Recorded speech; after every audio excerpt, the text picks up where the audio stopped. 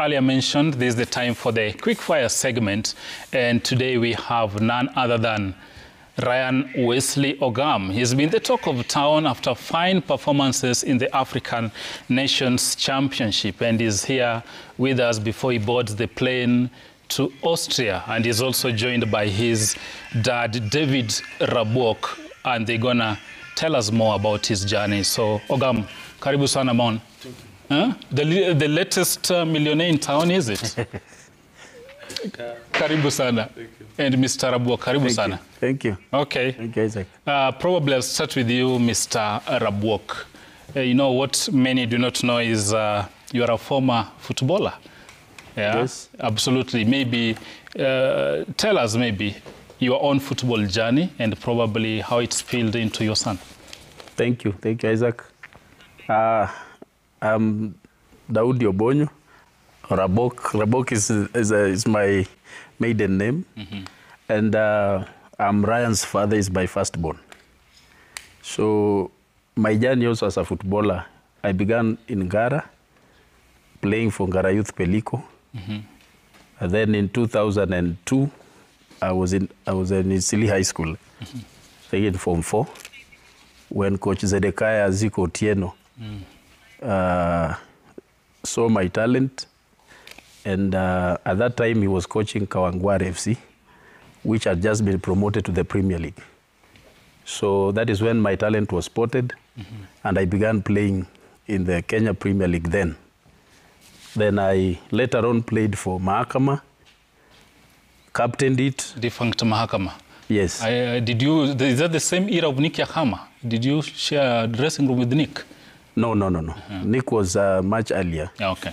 Yeah, so then I joined Mahakama, I think in 2004. And that is the team that I played for the longest, mm-hmm. until they were promoted in 2007 to the Kenya Premier League. Then in 2008, I played for Gor Mahia. Then later on, hung my boots and went to do other things. Okay. Probably, I don't know, the director will give us a split screen between you and your son.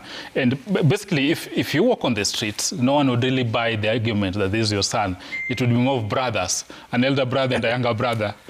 Yeah, I've seen the argument all over, even in the social media. People are asking, is he really his father? Mm-hmm. But God blessed us with Ryan when I was in my early 20s. Mm-hmm.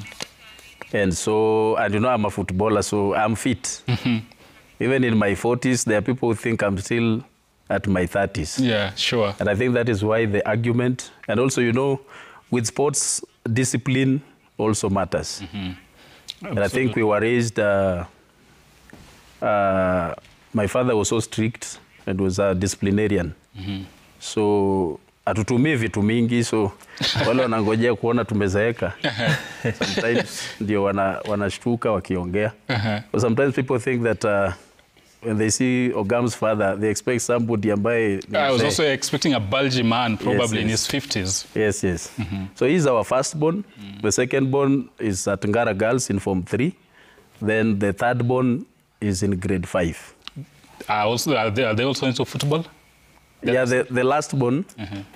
Because the second born is the girl is not much into football, mm-hmm. but our last born, Prosper, is also left-footed. And I remember when we were playing against Madagascar?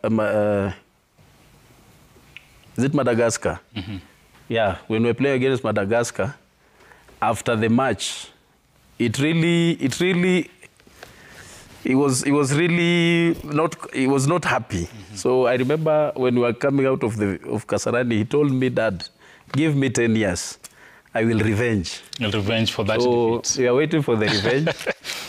But that also shows the passion, mm-hmm. that he also has. And he's playing right now, he's playing for Africheza, mm-hmm. an academy that is connected with Arnold Origi, which trains at Visa House School. Mm-hmm. So we have already started also nurturing him, because we have seen that interest also, and at least is being influenced by the elder brother. Mm. Yeah.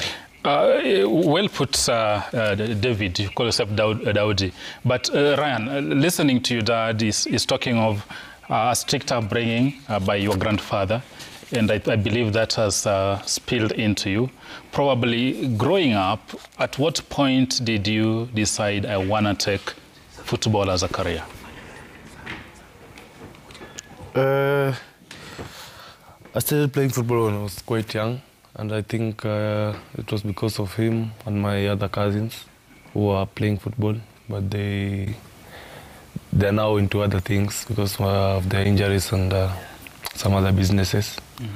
So for me, I'd say my journey started after when there was this program with MISA, the Madara Youth Sports Association, where each year they go to Norway to play the Norway Cup. So in 2017, I got the chance to go to Norway and play the Norway Cup. But unfortunately, we didn't win the cup. We abandoned out in the quarterfinals. I think that that was the time I decided that I'd take football full time. Yeah. Okay. And right now, last time you did very well with the Tusker, 15 goals.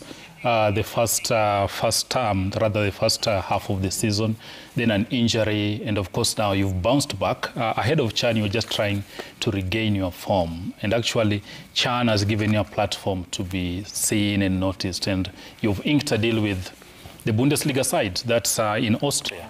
Probably as you head to Europe, what are your targets? I think my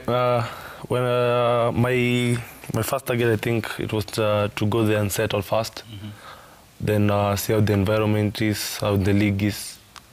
But for me, I'd say they've only played 6 matches now. Actually, they won on Saturday. They won against RB Salzburg, which was a very big game. I wanted to play that game, but unfortunately, my visa was not out. Okay. So that's why you're still here. Yeah. This is okay. So there's still like 19 matches until the end of the season there. So in those 19 matches, I have a target of scoring at least 10 goals there. Okay. Yeah. So 10 goals and a couple of assists. Then from there we'll know what comes next. Let me take you into the life in Austria or in Europe. Yeah. And this is what most athletes or footballers struggle with when they go. You are living a tropical weather. Maybe the time you are heading there, we are heading towards winter. So there's change in climate, change in culture. There's a language problem. I don't know if you're geared for this, or have you been taking some German lessons so far? No, not yet, but I'm planning on taking the lessons there. I can say it's not my first time changing the environment. In 2023, I think, I went to Dubai. There's a team there, Elite Falcons, playing the Division 2. So I was the only East African player there. So the rest, they were East African countries and some from Europe. So I think it's the same experience I'll experience in Austria, the change of weather, the change of culture, the food. So I think I'm prepared for it. I just have to adapt fast. That's the difficult part. Then after that, I think everything will flow. Age is on your side. He's just 20. And the right time actually to go to Europe. Apart from joining this Austrian side, Wolfsburger, is it? Yeah. Wolfsburger. Probably a 3-year deal, I believe? Yeah. 3-year deal. What happens after the 3 years? Do you anticipate having longevity in the Austrian Bundesliga, or what's your target maybe? What are your career goals apart from joining the Austrian Bundesliga? I think talking about the club, it's a big club, and for me, I think settling in there first, then achieving my objectives of scoring 10 goals and above. Then from there, I think it's a great league, great exposure. Because I think Austria it came from Germany. So I think there's a connection between the Austrian league and the German league. Yeah, absolutely. That's why actually they're calling it the Bundesliga. Yeah. And of course the Germanic languages. Maybe as a dad, take us through. It takes a lot of effort. You play the game. Your son now following in your footsteps and probably going much, much higher. if you talk to most of the Kenyan footballers or even the veterans, people like Michael Koth, they'll tell you it takes a lot of discipline, a lot of sacrifice, a lot of endurance, and the support system to your child to make them hit the top goal. And Wesley is actually in the right step. So probably take us from a parental perspective, what does it take to mold a son to scale the heights in football? I think as a parent and maybe speaking to other parents that are bringing up maybe their kids, I am one person that believes that people are gifted differently. And now the moment you realize that your child, your son or daughter has a talent, sometimes I think it takes time for people maybe to notice and to be keen or notice happening. People are so much into running errands and up and down that we are not focused on what our kids are doing. Because I remember, I'm in politics also. So I remember when he was about to, before he went to Norway, for Norway Cup, I remember one evening, the teacher, the primary school teacher, the class teacher called me. And she told me, there's something I want us to discuss. And it was like, there's an emergency. It was around evening. So I asked her, Mwalimu, is there a problem? He said, we cannot talk on the phone. You have to come to school. So the next day I went to school very early. And she was telling me now, your boy is playing football. And we are worried that the environment where he's playing, because we lived in Umoja at that time, the environment where he's playing is not safe. Watu wanavuta bangi and so on. So I thought maybe Ran has done something because I know him as a quiet boy. So when he told me it's about football, I say, hii ni shida ya damu, hii iko kwa damu. So we had noticed it. So by the time I allowed him, because I also wanted him to be hardened. Unajua sometimes unachukua tu mtoto and unampeleka maybe academy mahali, but ile mtaa sometimes they get the real thing. Anakuwa hardened, ana nini, nobody, hakuna mtu wako hapo kukumbembeleza. And so I just stepped aside kidogo, watching from afar. But then by the time they started now the selections for Maisa, whatever, then now I came in and started watching. And I remember that time, even the coaches that were handling them, some of them are people that we played with, some of them are people that we knew. But I decided, because even in my playing time, I was not a believer of maybe being advantaged maybe by a coach or something. Just let the talent speak for itself. So that's how we brought him up. So he made it for the Norway Cup, and then that was in class 7. Then in class 8, there was another trip for Italy, and I remember the grandfather from the mother's side told me, this boy cannot go to Italy, and he's supposed to do KCPE. And I said, I'll not bring up my child the way we were brought up. Because me, even by the time I was playing for Gor Mahia, my father didn't believe that was a football, or that was mchezo. Tatafuta kazi.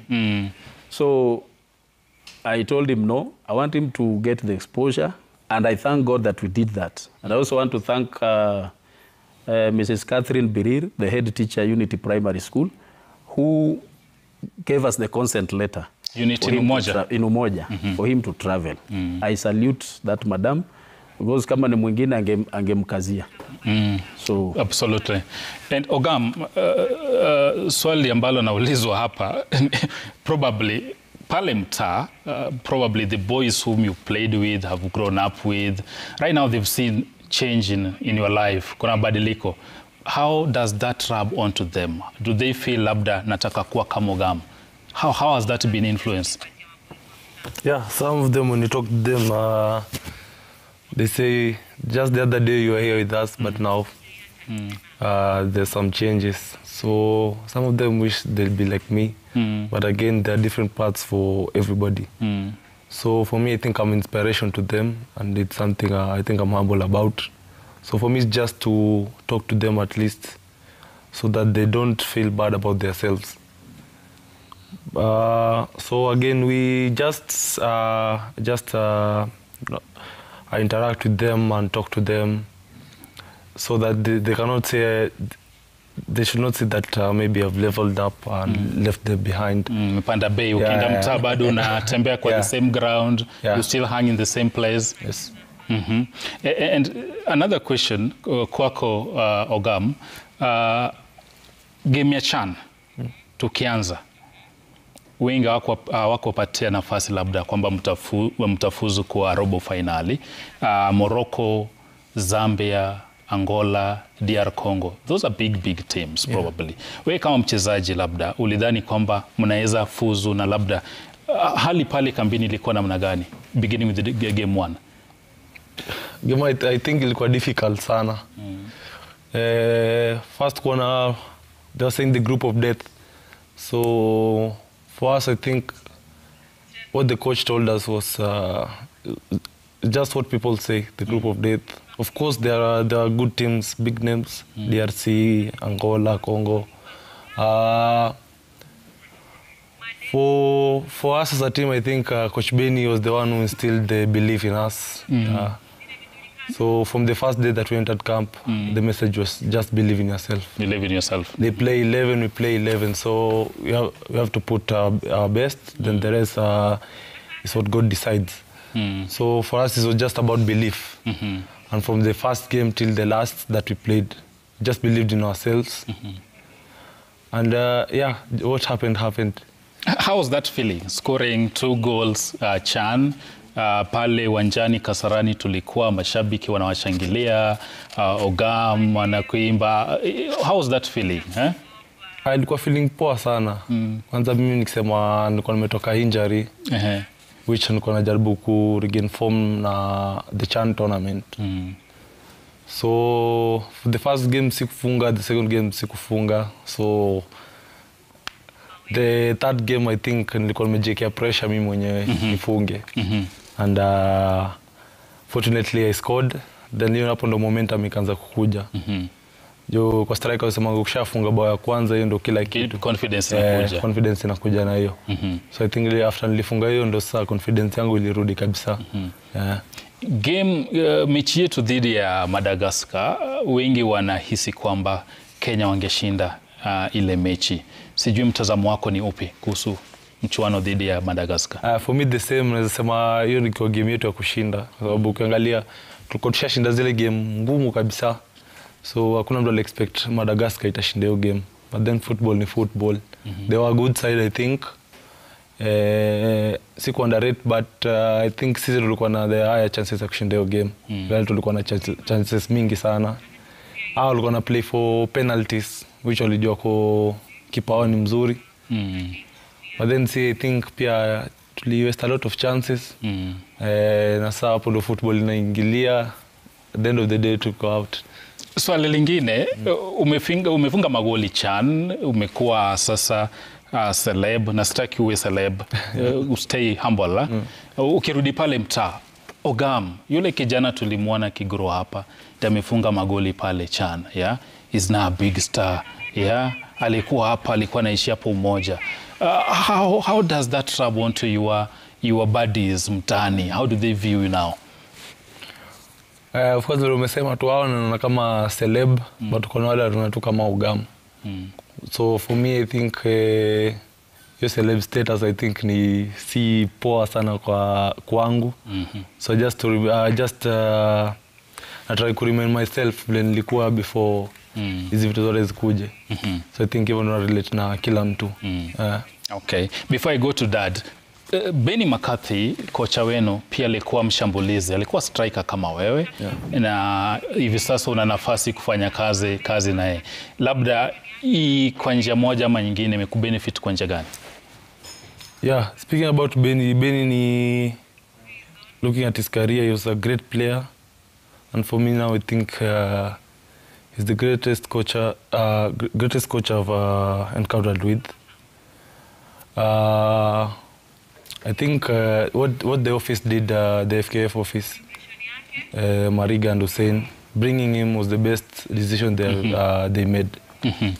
He's very professional, I think.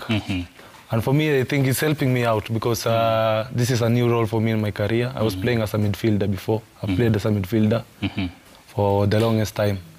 So kwa sasa nasema, so it has been a transition from midfield to attack. So for me nasema in each and every training anafanya nikuwe better with the movements, the instructions that he's giving me.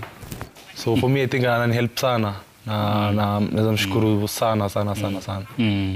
Okay. I'll come to your celebration style. Of course, at Arsenal we have Jokeres, and we know what he does.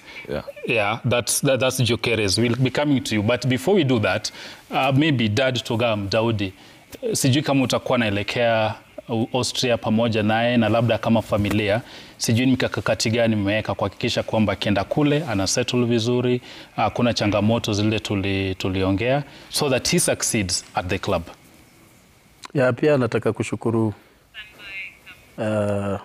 ambassador wetu wa Kenya kule Austria, Madam Valerie Ugene, alitupigia simu juzi.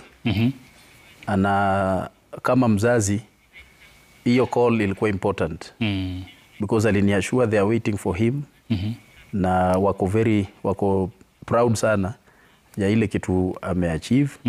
So in terms of, unajua kama mzazi, you just want your child to be secure. Mimi kwangu Ogam si tunamuita Rayo, because Ogam sasa ndio hiyo ingine. Yes. So home mimi ni mtoto kama wale wengine wawili, naweza mtuma kwa duka, anatupikia sapa tunakula. So hivyo ndo vile si nini naye. So wakati ambassador aliniambia wanamngojea na wameprepare pia kumkaribisha, at least I'm confident that atapata hiyo support. Okay. Dad says you cook at home. What's your favorite dish? To cook or to eat? Zote. To cook, say beef.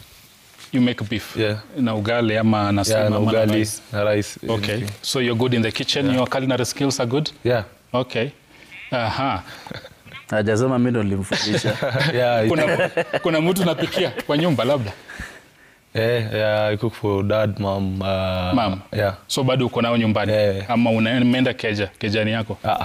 Bado uko na wazazi? Okay. Na labda Kakamega High and the link to the national team, labda Kakamega has produced so many stars. Denis Oliech, Marcelo walked actually from Commandos, Green Commandos, straight to Gor Mahia starting 11. Hivi sasa yuko Ulaya. Labda, what kind of message are you passing to the boys in Kakamega right now? Yeah, Kakamega is a great school. I think it's a school that made me who I am today. It was in Kakamega where I first played as a striker. I played with Henry Major. By then I was in Form 4. I played with Alpha Onyango. Now at Gor Mahia. Yeah, now to Gor Mahia. A top player. Yeah. So seeing them play, I think, inspired me and inspired many of us who are there. And for me, for the boys in Kakamega, I've seen their game. They last played in the regionals. They have a great team. So what I'd say to them is, wanataka tu kupush. I think school games are the most difficult games mimi nishaicheza. Niko na pressure mingi kwa sababu kama shule kama Kakamega watu expect a lot of performance, a lot of results. So for me nasema wanataka tu kupush, think ball in a shortcut, ni work each and every day. And I think what achieve. Yeah. Tell us about your celebration style and what inspires it. Yes, Tonyeshe. Oh, this one. Yes. Your celebration in kwa Victor Gyökeres, currently at Arsenal. So you are a Gunner? No. Manchester United. Manchester United? Yeah. But how do you support Gyökeres? At that time he was playing at Sporting Lisbon.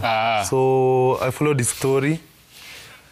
Before people knew him, He was not a known striker, so until he said that until he wore the mask, now people started recognizing him. So you're hoping to play against Jokeres at one point? Yeah, at one point. But I'll root for Jokeres because I'm a gunner. Time is running out, but this ball here is for you. I want you to pepeta. Show us some of your skills. Just be easy, up and pepeta. Yeah.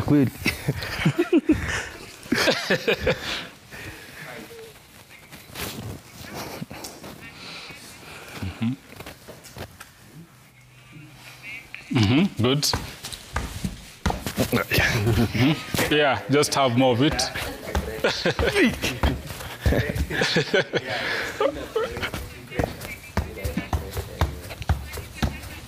Okay. And of course, that is good stuff, good stuff. And of course, we wish you well. Thank you. Even as you head to Germany. If the still times allows, maybe some 1-2 weeks, I can offer actually Ryan Ogam some crash course in Germany, because you need to know Guten Morgen, wie geht es dir, Gute Nacht, ja, und alles. So there's some crash lessons I'll offer pro bono as you go to Europe. Thank you. And of course, that's Brian Wesley, Stanley Ogam joining us live here. Sporty Monday, Citizen TV, and of course he's a Harambee Star striker, together with his dad here, Daudi, and we wish him well even as he waits for his visa to board the plane to Austria, where he's joining the Bundesliga side. And here at Sporty Monday at Citizen TV, wir wünschen Ryan Ogam alles Gute. And of course, we are taking a short break.